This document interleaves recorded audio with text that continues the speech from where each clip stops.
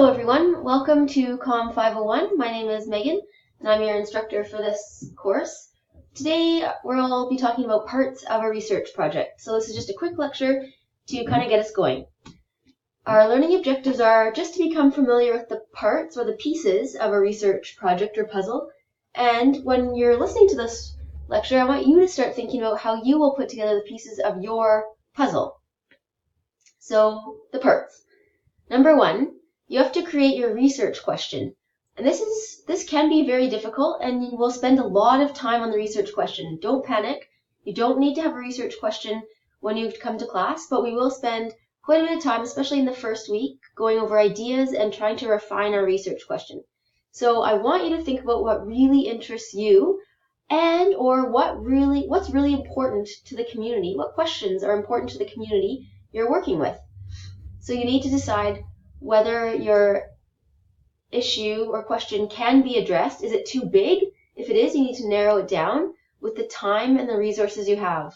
So this might seem obvious, but it's very a practical way to guide your research question. So it's harder than you think. Most questions start broad and then we narrow them down. So you can think of your topic as a whole wall. And every researcher contributes a little piece. So you don't want to build the whole wall yourself. You want to contribute that little piece. So your job is to find the best research question you can come up with the time and the resources you have. So once you've got your question, you go to the literature and you want to find out what's already been done. Because if your question's already been answered, there's no sense in doing it. So you need to know what's been done, and most importantly, why your research is needed now. So when I read your literature reviews, I want to know what's the background, what's going on. Okay, and by the end I think, oh my gosh, this question that you asked is so important. We need you to answer it right now. But you have to tell me a story, make it fun for me to read or other readers or listeners. Do not summarize the literature. This might be the hardest part of your whole project. Maybe, I don't know. It is difficult. It can be difficult. But one resource you have is Patty, your librarian. And she's actually giving an information session, I think on Thursday of week 1. She's excellent, so I highly recommend you to go to her for help. And then once you've refined your research question again, you go back to the literature and you can see what that area has taught you. If you need to change your question again because it's already been answered or tweak it in some way. So once you've done your literature review, it's never quite done. You always kind of go back and forth between your question and the literature. Then once you've got your question, you've gone to literature, you need to identify your theoretical context. So this context shows how your research will contribute to the literature. So you need to ground your question and your idea in these theories that you've learned from previous MACT courses, maybe some communication theories. But don't be afraid to look outside of your area of expertise. So you can go to science, psychology, medicine, business. These different areas might be relevant to your question. So for example, my research involved HIV. I looked a lot at, of course, medicine, nursing, public health, pharmacology, community-based research. So a lot of different fields that weren't very specific exactly to medicine and public health, but in general they contributed to the context of my question, these areas. Then you choose your method. So you've got your question, you do your literature review, you've situated your question in a theoretical context. Now you choose your method. Your question drives your method, and we will go over this a lot during the course. But first of all, we need to know what is a method. So these two researchers, this is Jan Morris and Lynn Richards, they're qualitative researchers, and we'll hear from them more in the course.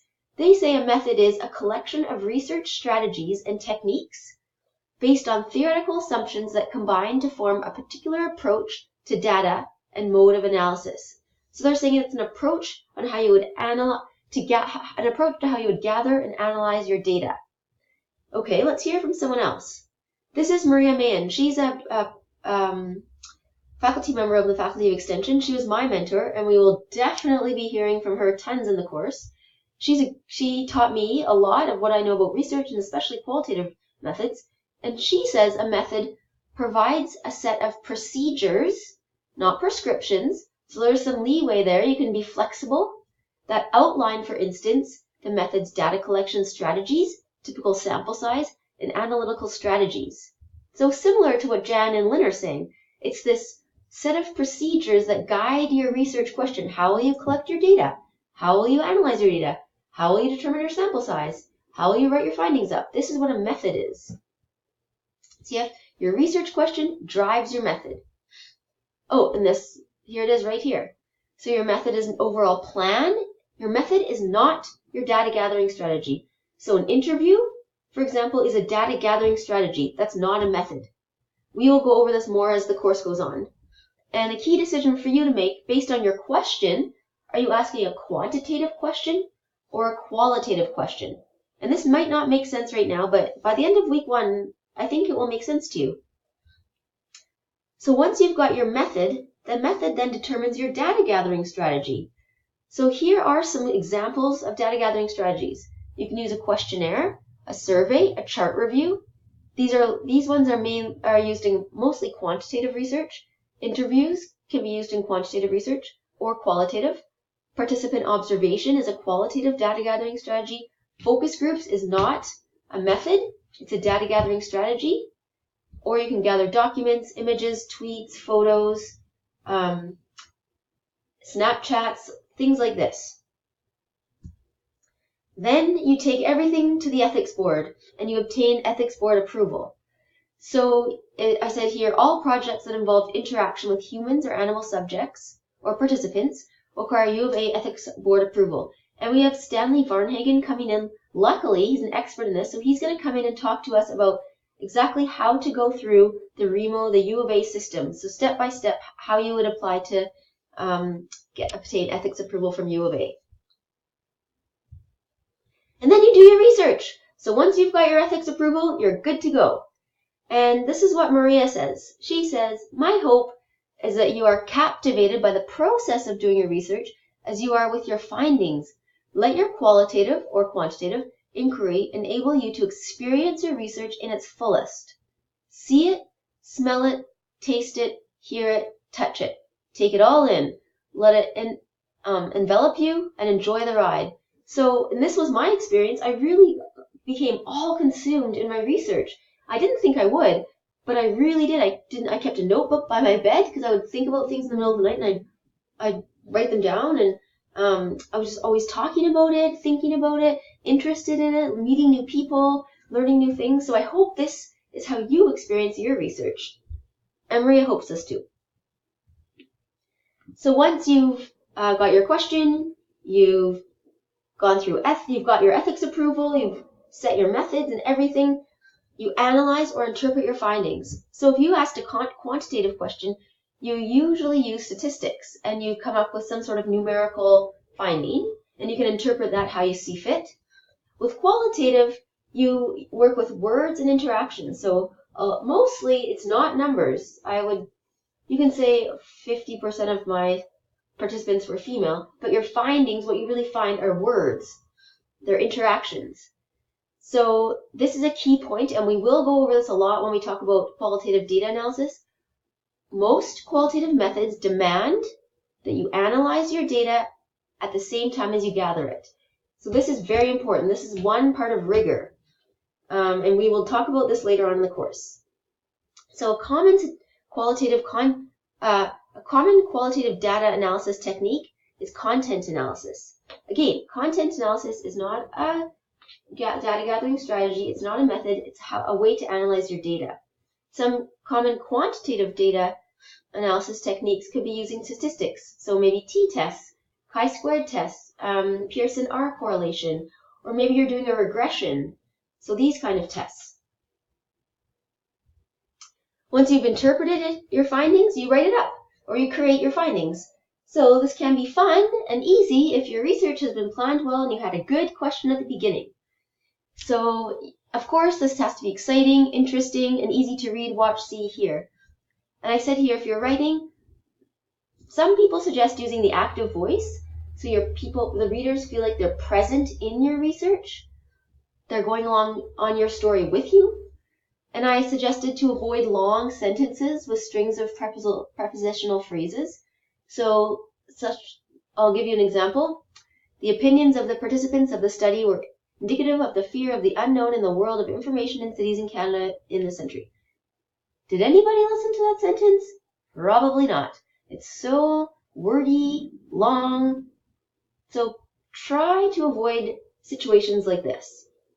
Now, to write up your findings, you don't always have to use writing. You can use different techniques, such as sound, film to present your findings, collage, dance. In my research, we used film to present some of our findings, and we also used photos, actually. So here are some examples. This is Terry Genois, and I'm not French, maybe someone else can pronounce her last name better than I can. Anyways, she uses text and performance-based musical research. So she wrote some of her findings up, but she also performed them. Here's an example of collage as a way to present research findings. So these are collages that participants had done based on their research question and their experience. So if you use this arts-based approach to present your findings, Maria and I and this other researcher called Butler Kisber, I forget, maybe Lynn Butler Kisber, she's very well known in the arts-based research area. We have some considerations before you use this arts-based approach. One of them is, what if good research gets transformed into bad art? Will people pay attention? Will they focus on the bad art instead of the good research? Should researchers have training in photography to work with photographs? Training in collage to develop a collage? Take a visual fundamentals course? Is there any danger in using art to communicate data when you are unaware of its foundations? So for my project, we actually had a professional photographer do the photo part of it, and the participants put the photos together. He was a friend of the dean in School of Public Health, and he volunteered to take these photos. So that's one way we navigated these questions. Another question we have for you is, how can we ethically create collages when we use the images to create? How can we ethically create collages when we use the images created by other people? And how or can we critique collage? Or critique a dance performance, critique a musical performance. So these are questions that you can think about and reflect on if you want to use an arts-based approach to present your research as you're going through your research project.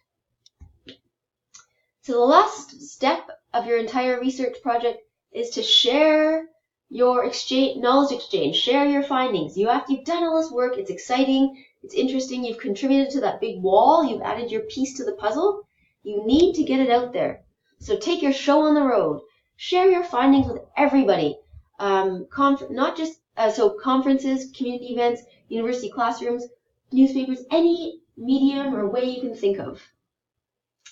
And you want to also make your research findings meaningful. So be creative. You don't need to just publish in academic journals, although it's very good if you can. But you can also create a video, post it on YouTube, a blog. So try and think outside of the box. It's kind of fun. And you never know what can happen. So that's it. That's our introduction to your research and research questions. And you can take this away from you. Open minds operate best. Critical thinking over tests. Wisdom can't be memorized. Educate, agitate, organize. I bought this book for my son.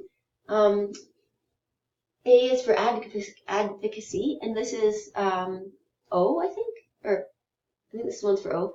But anyways, this is sort of my message to you. So have an open mind, be flexible, think critically, and have fun. Okay, thanks very much, and that's it for now.